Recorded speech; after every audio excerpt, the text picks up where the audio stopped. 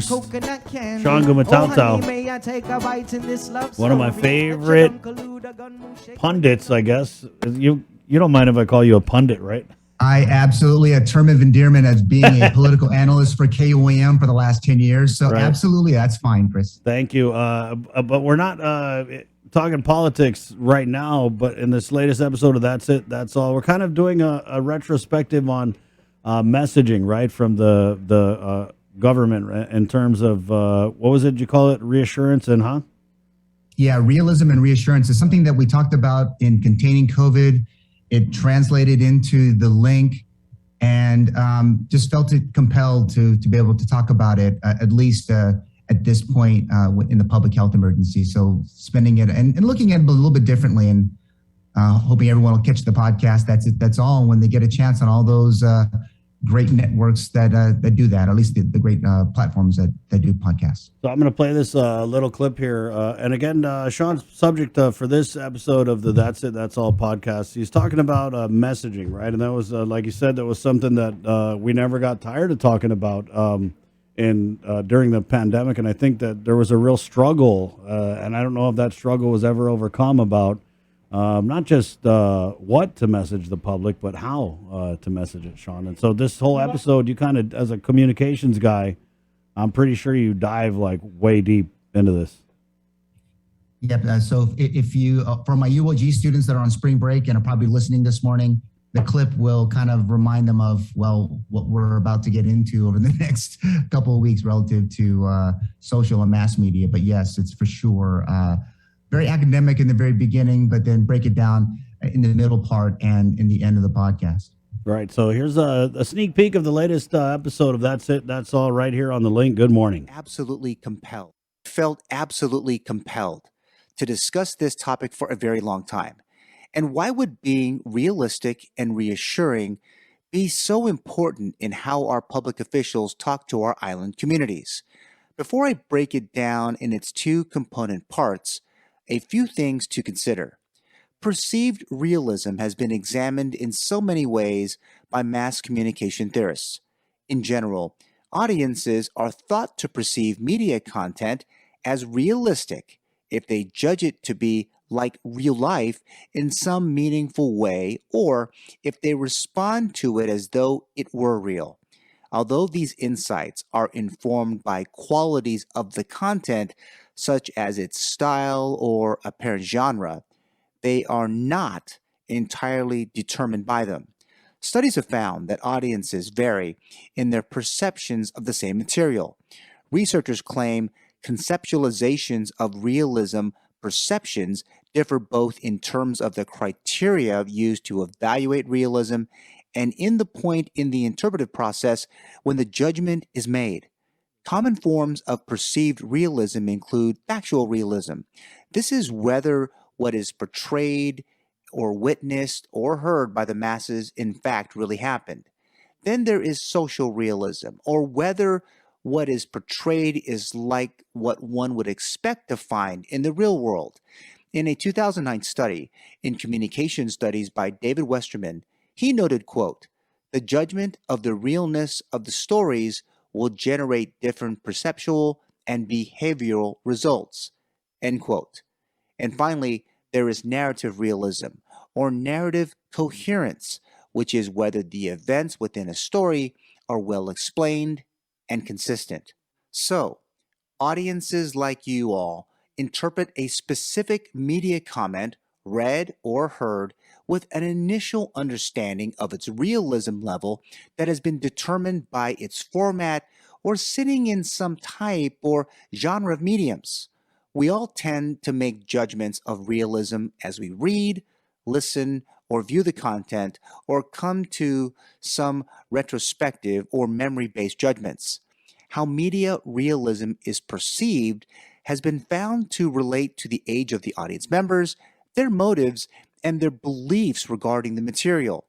Communication researchers are often interested in media realism because they see it as a potential contributor to media effects.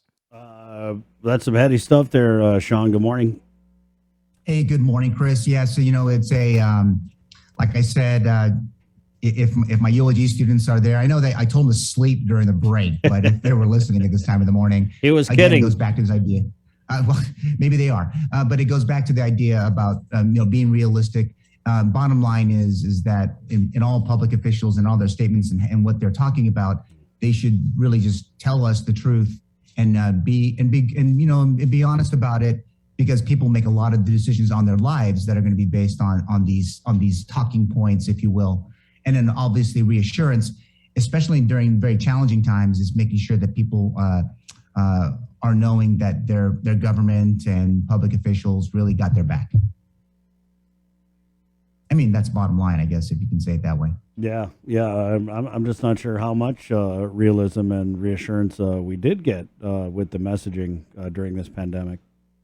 Yeah, Chris, I've been on this program many times over the last 2 years talking about that and just wondering where it's been. And from experience, without the reassurance especially, people just don't really think that public officials care about them. No matter how much they would say, oh, I feel for you, I understand you. But the idea is just really kind of lost, especially with the decisions that are in fact made. And it's very challenging. And oh yeah, in the latter half of the podcast, I mean, I put it on myself because I was off the bench, on the bench, off the bench, and then back on again.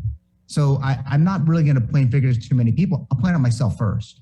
And what my efforts have been to try to get folks to remember those two important factors, especially when communicating to the public. And from CNMI to American Samoa here at Guam, absolutely do my best to do so. And so far, so good, I think, in terms of in the latter couple months. It's all we can do is do our best to get leaders to think of those two particularly important values in public communications. Yeah, Shawn, I mean, just when we talk about messaging and communications, as far as the pandemic goes, with so much going on now, I'm not even sure how much a part of the campaign conversation it's going to be, because, I mean, it just seems like every day there's some new issue, whether it's, gas or, land return or any other crime, right? These issues keep popping up, and it seems to me like, in my mind, COVID, it seems farther and farther away every day.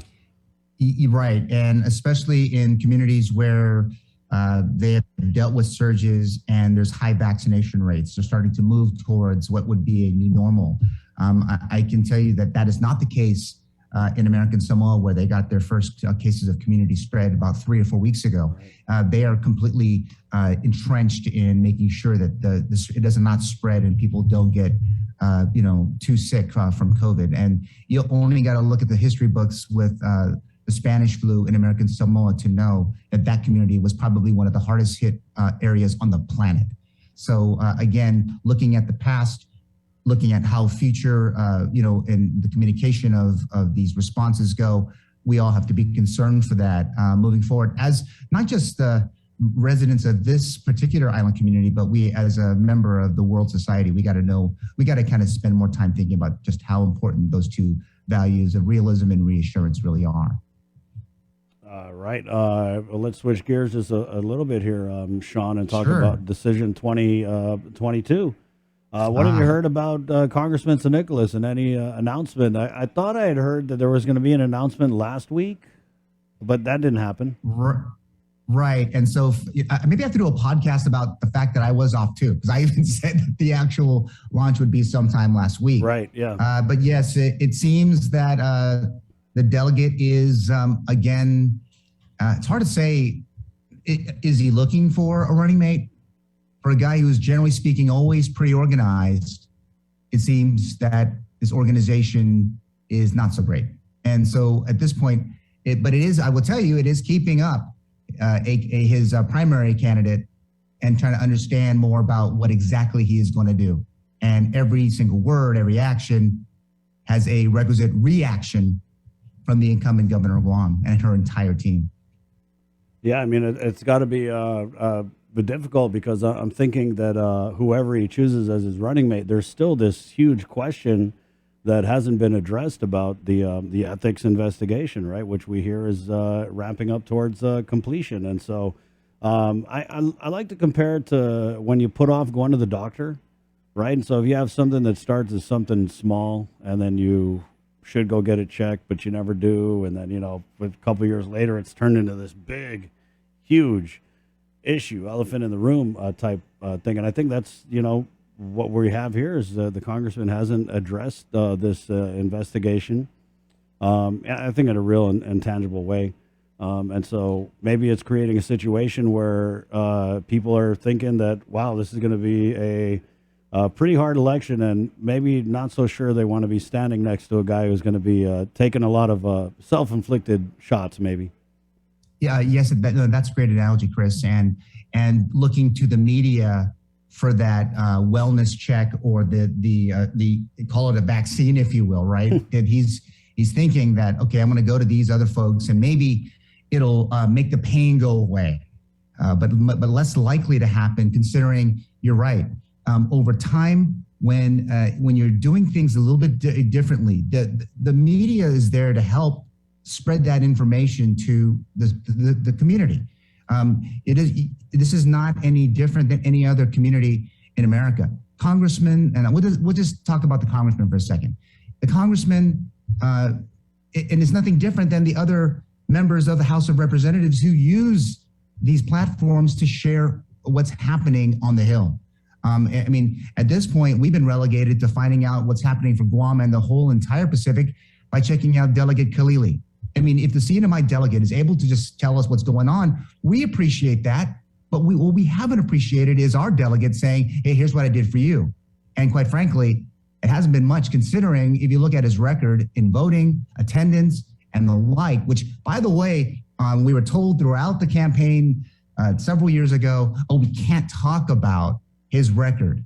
We cannot use his record as a way of gauging his work in Congress. But I'll just a little bit to all of our listeners this morning, online, on the radio. Why wouldn't we, is the question to you. Why would we not look at the record of our current delegate, and then we're going to say, I think he's great enough, we should vote for him for governor? I mean, we don't even know what he did. Well, no, he can list it, but he won't share it on this air, and we'll never know. And we'll have to go on Facebook to find out. Yeah, that's one of the big problems, is that Congressman San Nicolas has created this environment where I don't want to say blackmailer, but it's basically like, if you want news about the congressional office and what's being done, then you just cannot even think of asking a difficult question, or a question that Congressman San Nicolas might interpret as a hard question. And we've seen it on this very air. I mean, he came on here from a hospital bed and then hung up on us, and that's kind of like what it is with the media. It's like, in order to find out, and because we want to report on whatever's going on in the congressional office, but in order to do that, you have to kind of like tippy-toe around his sensitivities, which I'm not sure is going to work in a gubernatorial campaign.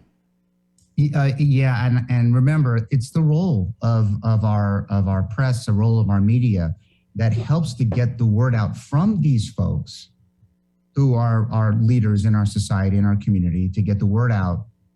I mean, if you voted for people like him, like you and I, we voted for our candidates. Some of them were elected, some were not, but we still voted in that process. We're trying to see that process at work, obviously through their work, through their service to this community. And it's important for us to remember that, especially considering, you're right, he was on a hospital bed. We even all of us talked about it on the air, like, oh, great, that was his first public appearance. Well, outside of his fireside chat in front of that little iPad with a flame on it. Nobody else would have known.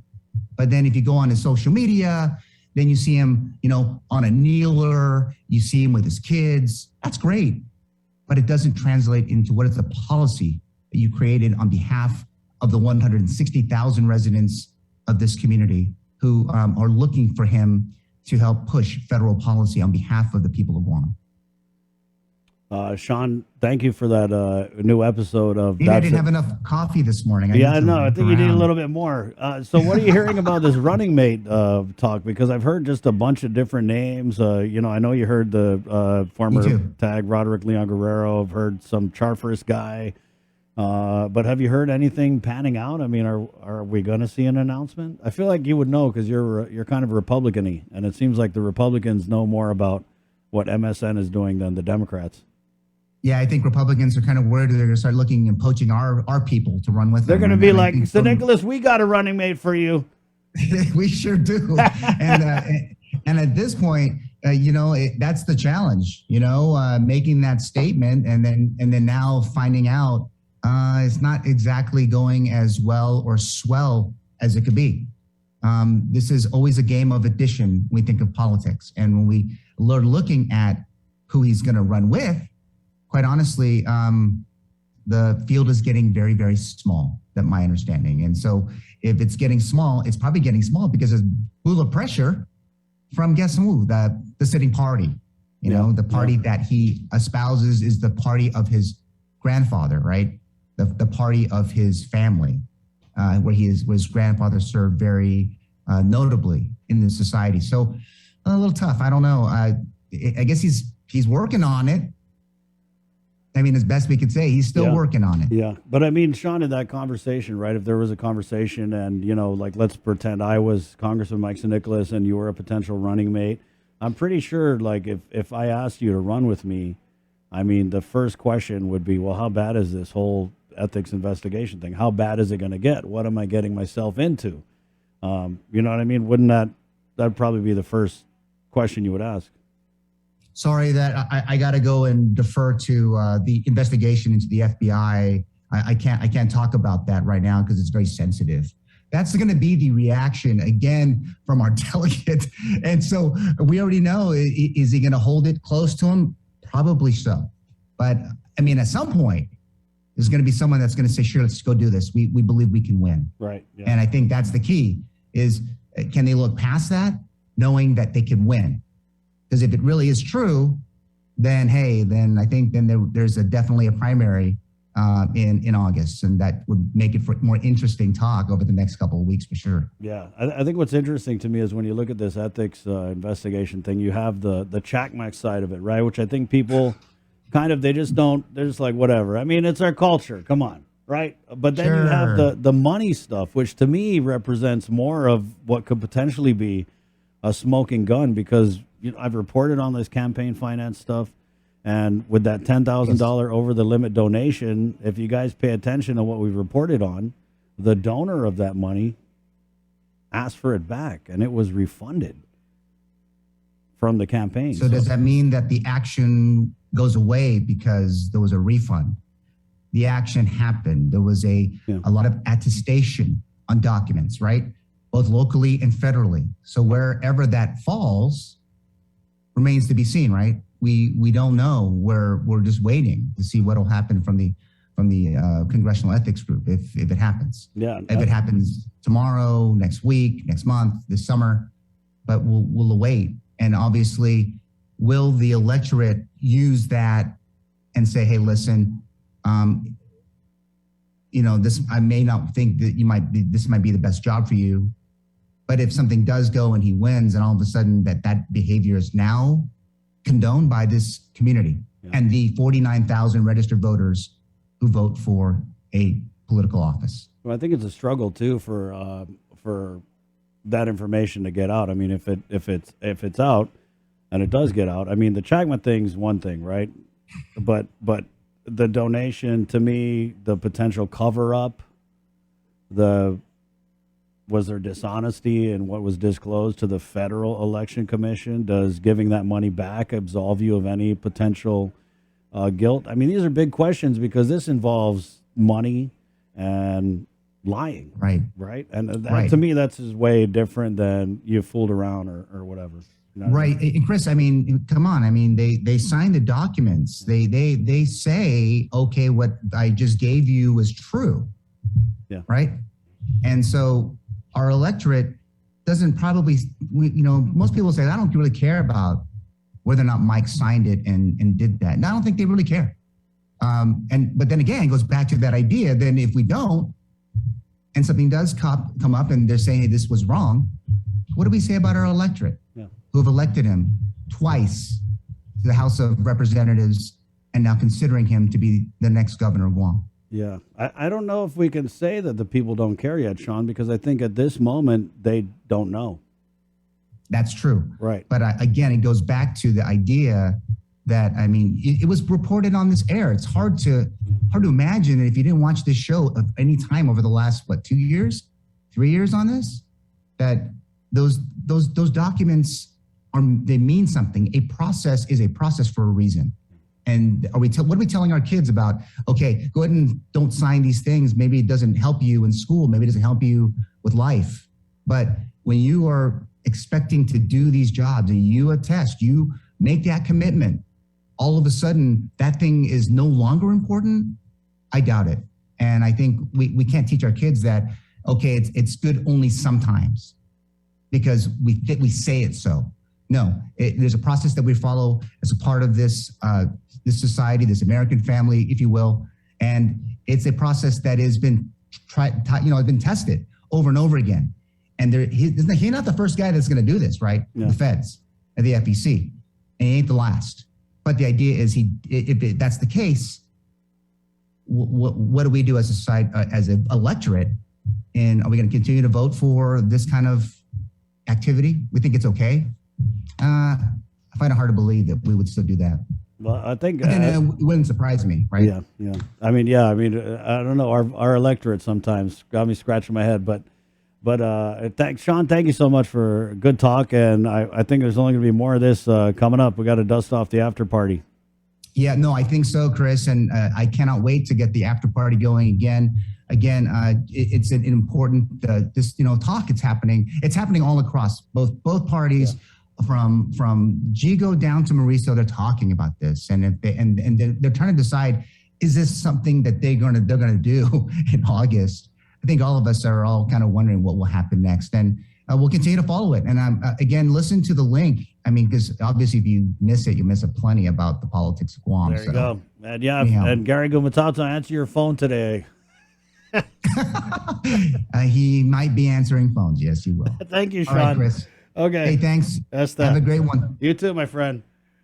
Shawn Gumataotao. That's it. That's all. Podcast 7:33 on this Monday, March 21st. Yeah, and again, it's like if he hasn't addressed any of these issues, it only snowballs. And I mean, the beginning of an election is not the time you want to be, backed in the corner, fighting off allegations that you never addressed. You know what I mean? 7:34. We're going to take a quick break, and we're back with Mayor Jesse Allig here of the Mayor's Council of Guam for our weekly update. He comes on every Monday. We're also getting a Landon Ilet of the National Weather Service, and we have a special report from Tomas Maglotnia relative to